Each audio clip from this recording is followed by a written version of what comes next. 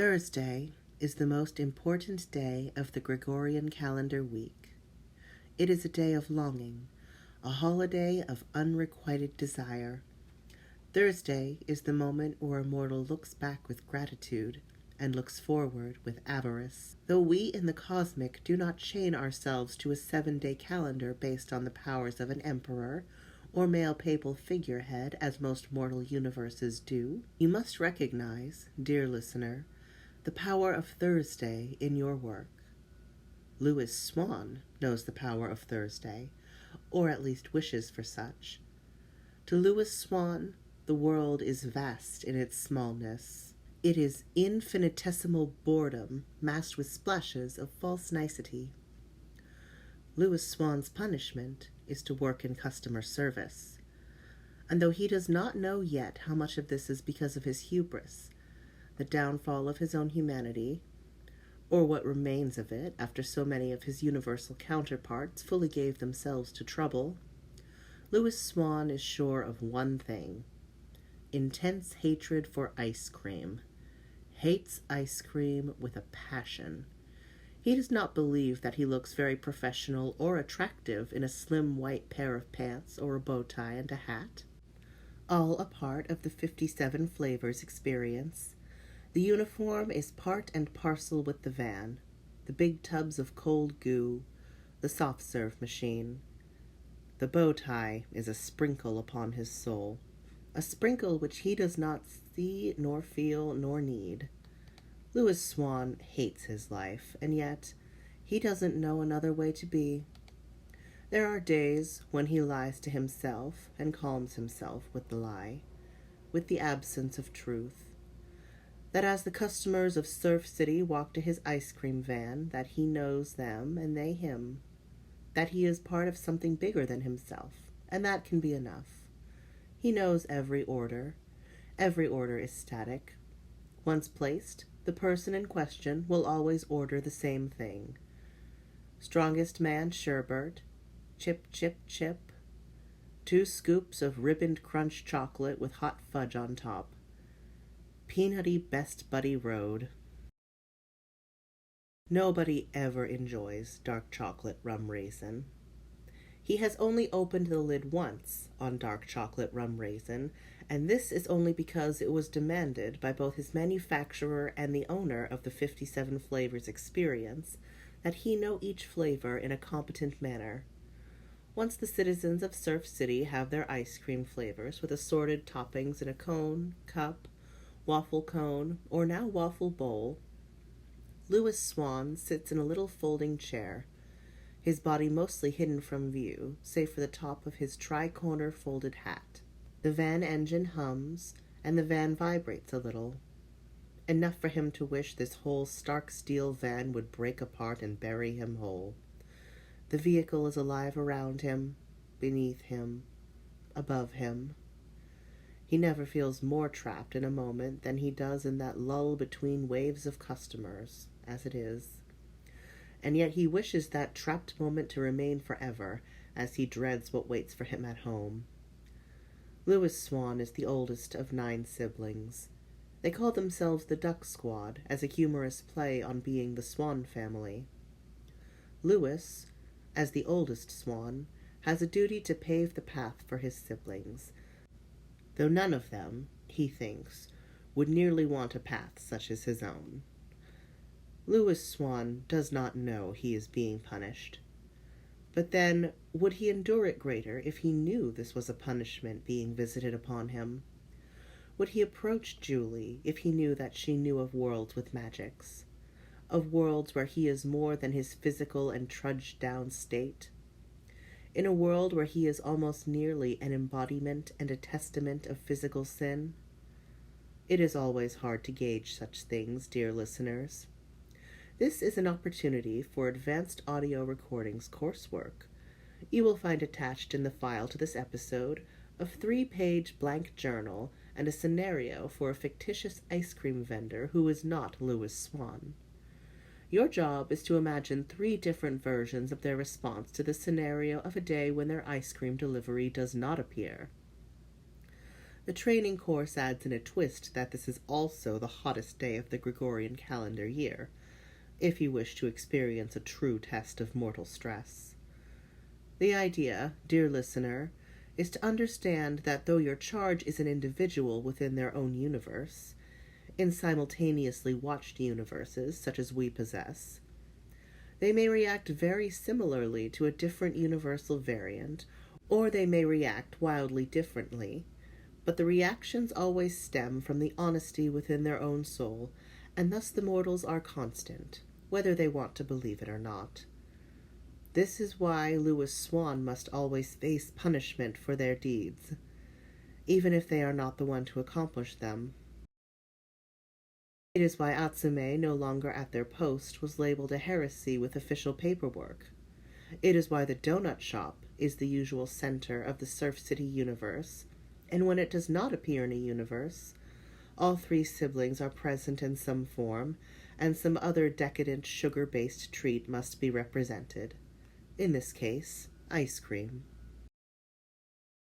Every morning, Lewis Swan looks himself over in a cracked mirror in a used vanity he found at the town junkyard. It was a broken thing in shades of pink with stickers of varying sizes all over it. He took it home, seeing a way to look at himself that would fit in his tiny bedroom, striving to be presentable, striving to pretend. It was a painstaking process, maintenance and painting and securing the broken parts of the mirror back to working order, as Lewis Swan does not have a natural mechanical ability. But they fought for a broom closet of their own they could convert into a quiet room, a sanctuary. Lewis Swan wants to believe that through force of will, anything could be possible. The absence of truth, listeners. This is what Lewis Swan tells himself so that he can get through the day. Please review your Scantron test answers and any advisement on the word truth as you were directed in the last audio tape. If you are listening out of order, please return to the charge book counter where you procured this Thursday tape, and ask for Cumberland Parts A and B. Thank you. Michael Charles Taffet is Lewis Swan's least favorite voice to hear. It is the voice of an overly familiar neighbor who is seen always on Saturday morning at too early a time as the children are loaded into a minivan, and they judge the length of blades of grass on your lawn while cutting their own. They are effortless. There is no mess, no chaos, no shouting, no petulance. They are a balm in times when the neighborhood gossip is seen at your windows, but on their own, they are a perfection that is impossible to achieve and undermines the life philosophy that to succeed is to simply try. Michael Charles Taffet is a mirage. They always expect a response when asking, "How's it going today?" This overly familiar tone does make Lewis Swan wince. He does not like Michael Charles Taffet, and though this is the only pleasantry they share in their lives, something about Michael is aggressive, stoic, hard like stone. It is something that Lewis both desperately despises and also wishes to break, to see the humanity beneath. There is no one in town that more likely to, and clearly houses a damning secret, than Michael Charles Taffet. Michael Charles Taffet was also the first to order a waffle bowl. They are the reason that instead of a trinity of ice cream conveyance options, there is a quartet. They robbed Lewis Swan of a little more space in their crowded world, and Lewis cannot forgive this indiscretion. In poor moments, he plots a vicious revenge called dark chocolate rum raisin. It is all the revenge he can muster. But dark chocolate rum raisin is a far cry both visually and in taste from salted caramel cookie dough that is Michael's usual order, and both Lewis and Michael would know the difference. Inventory would be off. Inventory is what constrains Lewis Swan, keeps him polite in their dance, in their intricate ritual. Dear listeners, it is time for 2 definitions. These are not included in your packet, nor is there work to be done about them, because they are personal and they change based on the nature of transaction, but they are important to speak on. The first part of this ritual is surface. It is the way each smiles at the other, the way that Louis Swan subconsciously bows to Michael based on his training from the 57 Flavors district manager. This is a physical ritual. The motion of scooping the ice cream, the use of the wrist, these are physical rituals. Michael responds to these rituals well, as he also plays a part. Standing a little high on the balls of his feet, to lean in, to supervise, to invade. On the second part of the ritual, though, Michael is glass, clear, unmovable and determined. The politeness between them, the words and the spaces, they are strained. They are not angry. They don't hate each other enough to be angry, and to any onlooker perhaps you would not think it so. But to borrow a phrase, the quality of mercy is strained. Michael Charles Taffet does not have 9 siblings, nor a small converted broom closet for their home. Indeed, none of Michael's rooms are very small at all considering his work, and how he hides it from the world.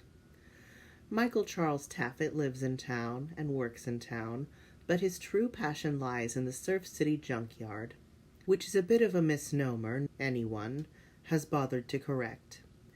Dear listeners, too, often the junkyard is found in Astery instead, based on the origin of the universe. Here, in this universe, it is Surf City's junkyard. The Surf City junkyard serves 4 cities in the county seat, of where this Surf City just happens to be the exact center. This junkyard is not a dump. This junkyard is a canyon of electronics, furniture pieces, and crows. It is a place where more than a few adults fear to tread, because of the undeniable visions of becoming lost and watching the sky slowly blotted out by stacks of old tires or the remnant insides of pinball machines. This is all important to Michael Charles Taffet. It is his sanctuary. It is a place that people stay away from, but that he deems holy. It is his hallowed ground, his amusement park. Inside of these canyon walls of metal, near to the fenced back edge, but not too near the center so as to seem inviting, and far from the vice grip machines that creates cubes from broken vehicles, Michael's life truly begins. It is here that he calls for the spark. The spark is not magic. The spark is the furthest thing from magic. Inside of his second home, a 1-level, 1-room cinder block shack, there are buttons and dials and biomes. There is a place to grow marijuana to test biological theories. It bathes the corners of the room in a soft purple glow. And like all good mad scientists, all the tables are covered, disheveled, delicious with the currency of mathematic formulas. And sometimes he eats ice cream here. He munches on it, the sound of his lips smacking filling the room that is so often just filled with deadly hums. He looks at something brought into the world by himself, immobile and solid and metallic, and yet not so much. He speaks to it calmly and yells at it. He looks at it through mirrors and magnifying glasses, and on stormy nights he brings in the spark. His creation is named Thursday the Great, and if it ever leaves the Surf City junkyard, it will destroy the world. Surf City is an audio work of John MacDonald and John MacDonald Productions. It is meant for entertainment purposes only and is not meant to advise anyone on lifestyle, health, or spiritual/philosophical issues of their or any time. All opinions expressed are held by the characters and in some cases the narrator of Surf City and Surf City Donuts, John MacDonald. Season 2's cosmic narrator is Jack Wyckes.